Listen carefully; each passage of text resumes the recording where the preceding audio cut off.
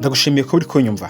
Ibibazo byose waba ufite ko byaba bingana kose, amafaranga waba ufite ko yaba angana kose, nta cyakubuza gutunga iyi application ngiye kukwereka, dore ko iguhereza shusho yo kubikuriza kuri exchange zigiye zitandukanye. Mbere na mbere urafungura link naguhaye muri description y'iyi video, hanyuma ukora registration. Nk'uko bigaragara ushobora gukora registration ukoresheje email cyangwa se ugakora registration ukoresheje phone number, aho kuri bukoresha email ari bushyiremo email ye, hanyuma ashyiremo na password.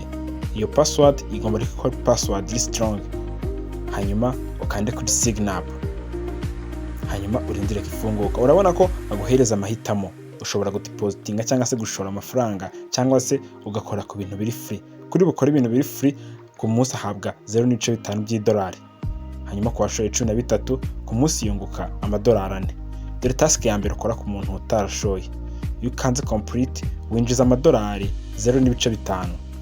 Ibyo ngibyo ukabikora buri masaha 24, hanyuma ukazongera kubikora ku mundi munsi ukurikiyeho, ubwo amasaha 24 abarangiye. Murabona ko 0.50 ndabifite. Hanyuma wakibaza uti aya mafaranga arabikurika cyane rwose.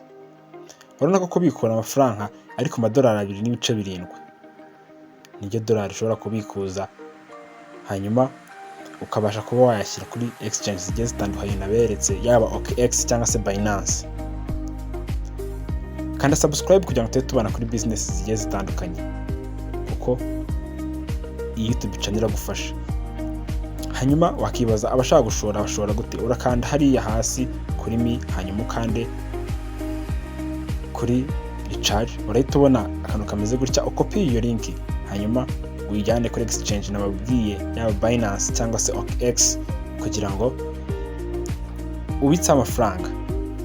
Byanze bikunze aya mafaranga azagukemura ibibazo byawe bya buri munsi waba uhanganye nabyo bijyanye n'amafaranga, ndetse no ku bantu bafite amafaranga bizagufasha kongera ubutunzi ufite, dore ko ku munsi bitewe n'ayo washoye ugenda wunguka akavagari k'amafaranga. Nongere mbibutse mukande subscribe kuri iyi channel kugira ngo tujye tubana ku bintu byinshi bigiye bitandukanye, yaba ukuntu bakora ibintu runaka, ndavuga simple tutorials, n'uburyo wakinjiza amafaranga mu buryo bwihuse. Ciao ciao.